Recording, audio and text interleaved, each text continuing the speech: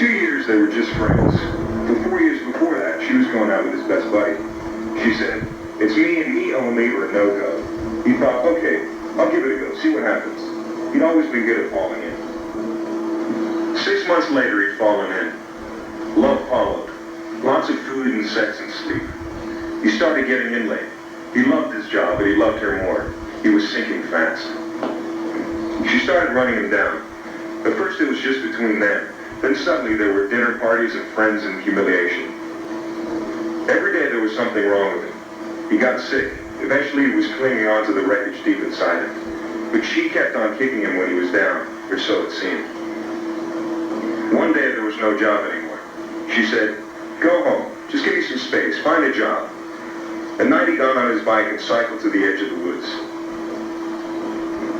It was 3 a.m. in the morning as he ran through the trees, his heart pounding, his head on fire.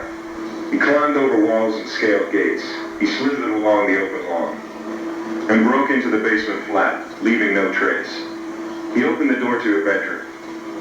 It felt as if his heart was banging on the wooden door, the door swinging slowly, really slowly. He was sure someone else was there with her. He just knew there would be, but no one. She spluttered. She nearly woke up. He ran back over lawns, gates, over locked doors, through the woods, jumped on his bike, and raced back home. One day, an iron spike pierced his shirt where his heart was. For weeks, he'd been going up there to test her out. Now he'd had enough. Friends disappeared.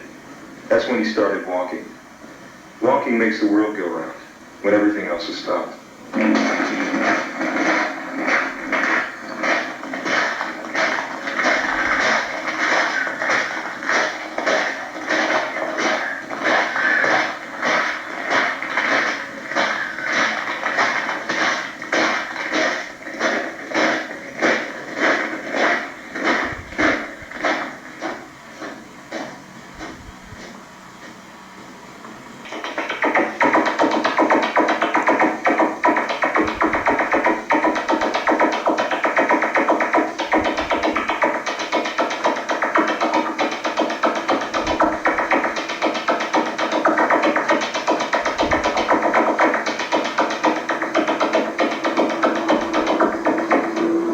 Like a silent mouse.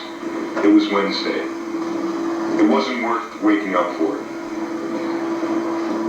The daylight had snuck in, without a scratch or a squeak. It slithered through a crack between curtains. He woke up, just enough to realize how good it was back there in his dreams. Thick and dozing, sometimes spilling over into daytime. The people he'd never met before. The places he'd never been to. That was weird. For a moment he was gliding, sometimes hovering, sometimes swimming on the thin line, between two places. Then suddenly, he was gone. The silent mouse returned. This time it came in with a crash. Life. Something. Someone told him. He couldn't just stay there all day.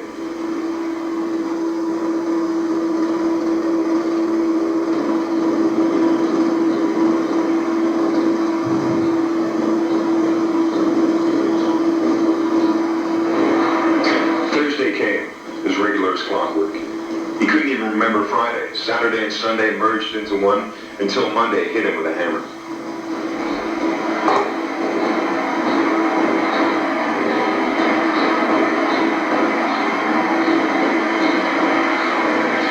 Somebody said, "You're a no-good. You're a no-good head in the clouds. You're a no-good head in the clouds, son of a bloody dreamer." And that's a fact.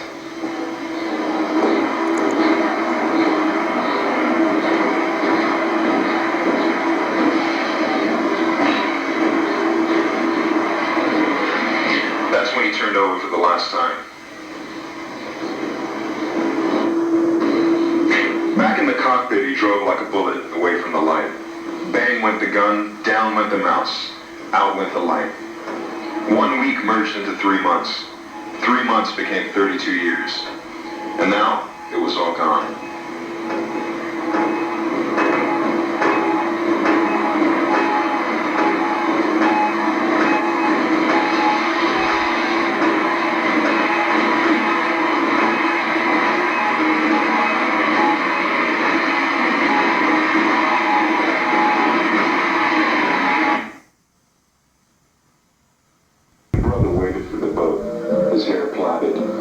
hands gripping the rope.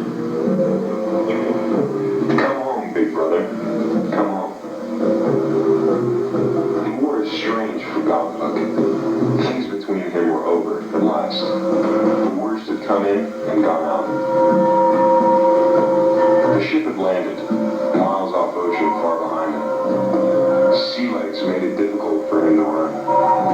Running was the best thing now, away from twisting currents that took him down. Moving around the world had brought him back home again. He started here more than once before, always returning. Little Nell was small, long red hair curling down her back. But still, when she held him, it felt like a struggle. There were 28 promises of love. One house, a long garden, and foxgloves. 12 children. Plans were made all through the night. Hopes and fear anchored around their feet like worn-out shoes. But always, the great bulk of the sea took him back. Soon Big Brother came back, fewer times than ever. The knots got tighter, the wind stronger. Little Nell held on as Big Brother got washed out to sea. Each night Nell counted the days, the kisses, the promises of returning. God will bring him home, she said. God did love both Big Brother and Little Nell, but Big Brother had other plans. New Zealand swallowed up its people. It took sailors, engineers, builders, and tradesmen. They drank cheap beer, ate farms of sheep, and spent large banks of money. New Zealand took Big Brother. Back home was long since gone. It's 1902 now. He's been gone 7 years. Little Nell's head is bristled like a doormat. Her curling rings of hair lie still and warm on a cold stone floor. She lives on goat's cheese and milk, singing old sea songs of lost love. Her mother and father let her be. Running with the herd, she remembers how to fly.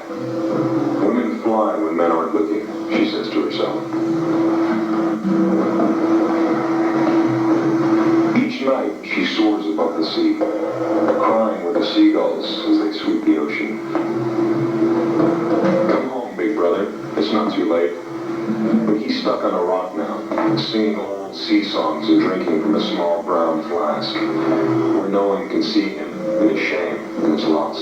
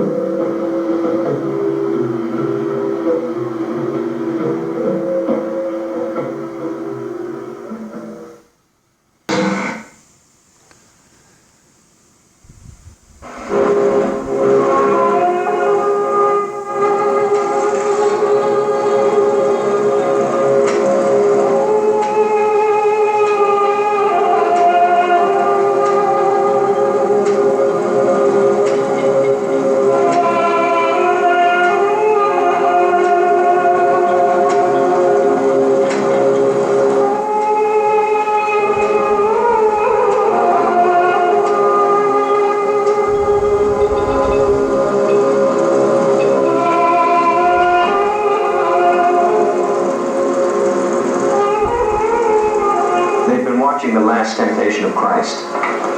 Morning came. The next day rose up. He was waking gently next to her. As he turned, he noticed how long and curling her hair was. He turned again and slept. Later, it was 2 hours on towards noon. He felt her fingers on his back. She had beautiful, long, sensitive hands, and a quiet way of speaking. He felt the grain on her fingers, her palm. It was like her hands were made of wood. She could have been an angel, he thought. But here she was like Christ. She'd raised her children, fed them, washed them, loved them, worked her fingers, her hands, right through to the wood. Wooden hands made of flesh and blood and love. He turned, she turned, he turned again. She turned back, he turned back. They were facing each other. Today they were together, alone and together. 2 days clear, no fighting. Peace came like a mantle over their bed. He felt her hands. Now there was skin where wood had been.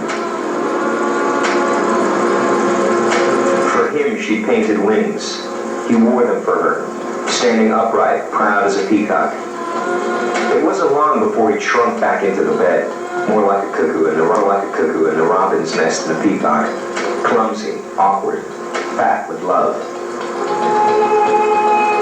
2 days passed. She had gone back to her children. He turned over, rolling away back into himself. No hands to cup his shoulders. He ran through a series of possible dreams, following Christ into the wilderness, never looking back.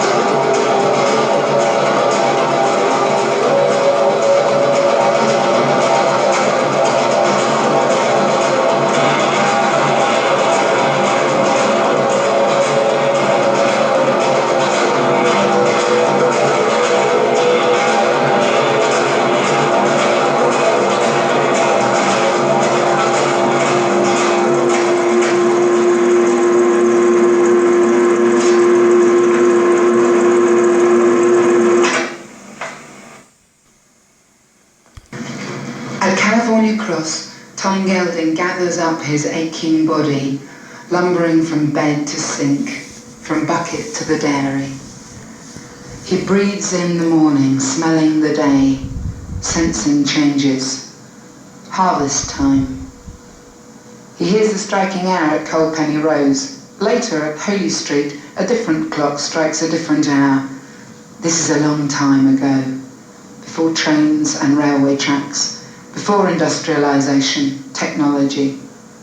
A time when clocks had no faces or hands or eyes to see the future. The evening.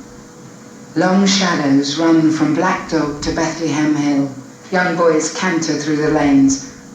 Blackberries ripen in the day, glistening in the dampness of dusk. Their heads a mass of dewy eyes, reflecting sunsets in their vision. Looking back, Tom remembers overgrown paths, how the hart's tongue licked his hobnailed boots, the times he followed ancient routes across the sprawling land when silverback shrubs arched over his head, making shining spinneys in the heat of the midday sun.